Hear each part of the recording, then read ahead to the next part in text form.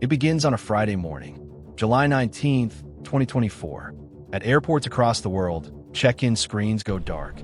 Passengers crowd the counters, confused, frustrated, going nowhere. In hospitals, staff stare at computers that won't turn on. Banks struggle to access digital services. Emergency and public safety organizations activate backup procedures. Across 6 continents, in a matter of minutes, something has gone terribly wrong. No earthquake, no cyber attack from a foreign nation, no massive power grid failure, just a file, a single, tiny broken file. And it brought the modern world to its knees. Some companies spend more protecting their computers than they spend on office rent, because the threats are real. Every hour of every day, criminal hackers and foreign intelligence agencies are probing corporate networks, looking for a single crack. Get in, and you can steal millions. Encrypt the data and hold it for ransom. Quietly watch everything a company does for months without them knowing. So, companies brought in a bodyguard. It was called CrowdStrike. Most people had never heard of it. But inside the IT departments of banks, hospitals, airlines, and governments, it was one of the most trusted names in the world. Before July 2024, CrowdStrike had nearly 24,000 customers. Not small businesses, enterprise customers, the kind with thousands of computers, entire IT departments, and critical operations running around the clock. By July 2024, nearly 60% of the Fortune 500 used CrowdStrike products or services. That meant roughly 3 out of every 5 of America's largest corporations depended on the same security provider to protect parts of their infrastructure. Its reach extended across some of society's most critical systems. CrowdStrike software was running inside airlines, hospitals, banks, broadcasters, government agencies, and other critical organizations around the world. The same security platform was protecting systems that kept transportation, healthcare, communications, finance, and public services running. That level of trust is what turned a software failure into a global event. CrowdStrike wasn't just popular. It was one of a small handful of companies that effectively protected a huge portion of the world's enterprise computers. CrowdStrike built a piece of software that lived inside your computer and never turned off. It watched every file that opened, every process that ran, every connection that was made. And the moment something looked wrong, it acted. Think of it as a security guard who doesn't just stand at the door. One who watches every room, every hallway, every conversation, all at once. By July 2024, this software was running on millions of computers around the world. And every one of them had something in common. They trusted CrowdStrike. Automatically, continuously. That level of trust was necessary. Security software cannot protect systems if it cannot see what is happening. But that same trust is exactly what made what happened next so devastating. Here's the thing about security software. To stay useful, it has to keep learning. New attack methods appear every week, sometimes every day. So CrowdStrike sent updates to its customers constantly, automatically in the background.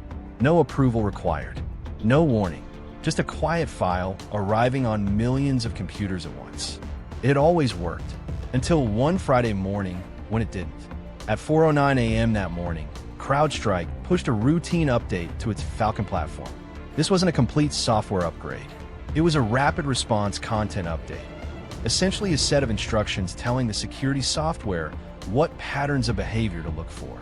Think of it like updating a security guard's list of suspicious activity.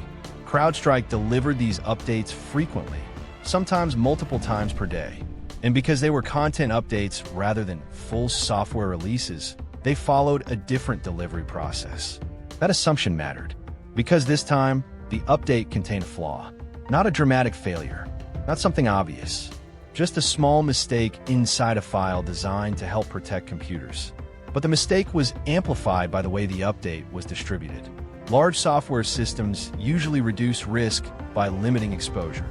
A new change is normally released to a small group first, then expanded only if everything looks healthy. This update did not go through that kind of gradual rollout. Instead, it reached a massive number of systems running CrowdStrike software before the issue was detected. The update looked like any other. The kind companies receive every day. But this time, something was different. Within minutes, computers started dying. The first reports came in from Australia, where it was already afternoon. Then Europe, then the Americas. Screens froze. Systems stopped responding. And then came the blue screen. The dreaded blue screen of death. The error message window shows when something has gone so wrong that the operating system cannot continue. But this time, something was different. The machines didn't just crash. They restarted, tried to load, hit the broken component, and crashed again. A continuous loop of failure. The update had been released at 4:09 a.m. The first machines began crashing almost immediately. By 5:27 a.m., CrowdStrike stopped distributing the faulty update. In just 78 minutes, the update had reached enough machines to trigger a global failure. Airlines were among the first to feel it. Computers that managed check-in, boarding passes, flight operations, and crew scheduling suddenly stopped working. Delta Airlines was hit especially hard. The airline faced thousands of cancellations and struggled for days to fully recover. American Airlines and United Airlines also reported significant disruptions. And some of the worst disruption happened in Atlanta, where thousands of Delta passengers found themselves sleeping on terminal floors while waiting for flights. Some waited days for flights. Airport staff switched to manual processes, handwriting information, and using backup procedures for systems that were normally instant. But the outage didn't stop at airports. Hospitals were affected. Staff lost access to some digital systems and had to switch to manual procedures. Doctors and nurses worked through delays while IT teams tried to restore critical services. In the United Kingdom, NHS England reported that general practitioner practices were affected, with some systems unavailable. Electronic prescriptions and appointment systems were disrupted. Some medical organizations had to temporarily rely on paper-based processes. At one NHS hospital, radiotherapy services were disrupted, forcing some cancer treatments to be delayed. Government services were affected too. In New York City, the Department of Correction reported disruption to some computer systems, including jail-related systems. Similar disruptions were reported by some government and public safety organizations, forcing employees to rely on backup procedures. The outage was no longer just an IT problem. Financial institutions around the world reported problems with digital services. Broadcasters experienced outages. The outage had spread far beyond the companies that built the software.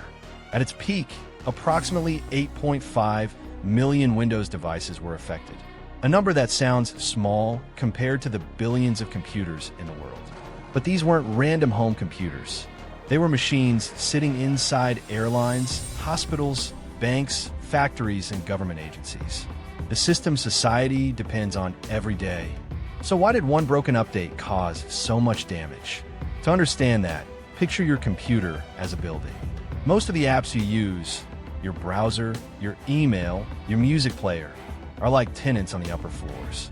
If one of them has a problem, the rest of the building keeps running. But below those apps is something much more important. The foundation, the operating system, and underneath it is the deepest layer of all, the kernel. The kernel controls the most fundamental parts of the computer. Memory, hardware, processes, everything. Almost nothing runs without it. Security software needs deep access because it is trying to protect the entire machine. It needs to see suspicious behavior as it happens. So CrowdStrike built its security software, called Falcon, to operate at this extremely powerful level inside Windows. That is what made it effective, but also created a risk. CrowdStrike software wasn't just another application running on the computer. It was closer to part of the foundation. And when the faulty update caused the security software to fail, it didn't just crash a program. It affected a critical part of the startup process. When Windows starts, certain low-level drivers load very early. They have to. They need to be active before normal applications begin because they are responsible for protecting and controlling the system from the beginning. The CrowdStrike Falcon security driver was one of those components. So when the faulty update loaded, the crash happened before Windows had fully started, before normal recovery tools could help, before normal troubleshooting was possible. The machine would attempt to start. Fail. Restart. Fail again. A boot loop. Millions of computers trapped in the same cycle at the same time. And here's the part that makes this incident so unusual. The failure happened at exactly the layer designed to protect the machine. The security guard was the thing that accidentally locked the building. Imagine you're the head of IT at a major airline. It's 6 a.m. on a Friday. Your phone is ringing nonstop, and you just found out that thousands of computers across your organization are stuck in a crash loop. The fix exists, but there's a problem. You can't simply push a button. You can't run a normal remote update. The machines cannot fully boot. Many had to be fixed manually, one computer at a time. An IT worker had to start the machine in a recovery environment, locate the faulty CrowdStrike file, remove it, and restart. The fix itself was simple, but scale was the enemy. 5 minutes per computer, thousands of computers. There was no magic fix, no button, no command that could instantly repair the world. Just thousands of broken machines spread across airports, hospitals, offices, and data centers around the world. Do the math. And then came another complication. Many organizations use full disk encryption, a security feature designed to protect data if a device is stolen. But when technicians tried to repair machines, they often needed special recovery keys to access them, keys that had to be stored somewhere. And in some organizations, finding those keys became its own challenge. The irony was brutal. The security systems designed to protect these organizations also made recovery more complicated. Day 1 became Day 2. Day 2 became Day 3. And somewhere in an airport terminal, passengers were sleeping on the floor, waiting for systems they normally never think about to come back online. In the months that followed, the investigations began. CrowdStrike admitted the update should never have reached customers in that state. The company identified failures in its content update testing and validation process. But the deeper lesson was bigger than one faulty file. Modern software systems are built around speed. Companies push updates constantly because security threats evolve constantly. The challenge is balancing speed with safety. The outage showed that even a small update can become a global event if it reaches too many systems too quickly. After the incident, CrowdStrike changed how its content updates are handled. The company increased validation steps before releasing updates and gave customers more control over when they receive certain updates, allowing organizations to delay deployment and test changes before wider adoption. Microsoft also worked with CrowdStrike and other partners to improve recovery processes, providing tools and guidance to help organizations restore affected machines faster. But another question remained. Why did a security tool need access deep enough inside Windows that one failure could crash the entire operating system? That question goes back decades.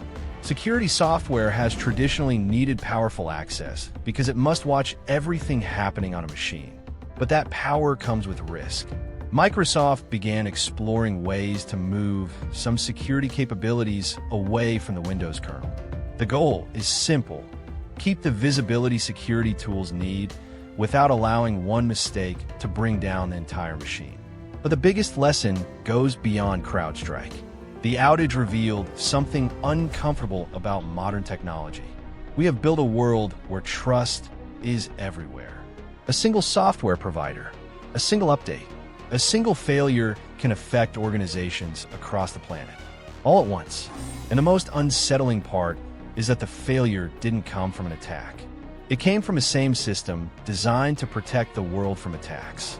The next time you walk through an airport and glance at a departure board, or sit in a waiting room while a doctor pulls up your records, or open a banking app on your phone, remember that behind all of it is a chain of software you will never see, maintained by people you will never meet, updated automatically, quietly, in the background. Most of the time, those systems work so well we forget they exist. But when something breaks at the wrong layer, the effects can spread faster than anyone expects. The CrowdStrike outage showed us something uncomfortable about the modern world. The systems we trust the most are often the systems we understand the least. A single update, a single mistake, millions of machines, and a reminder that the invisible technology holding society together is powerful, but never as invincible as they appear. If you're interested in the hidden systems that run the world and what happens when they fail, consider subscribing. And let me know in the comments, what's the biggest technology failure you remember experiencing personally?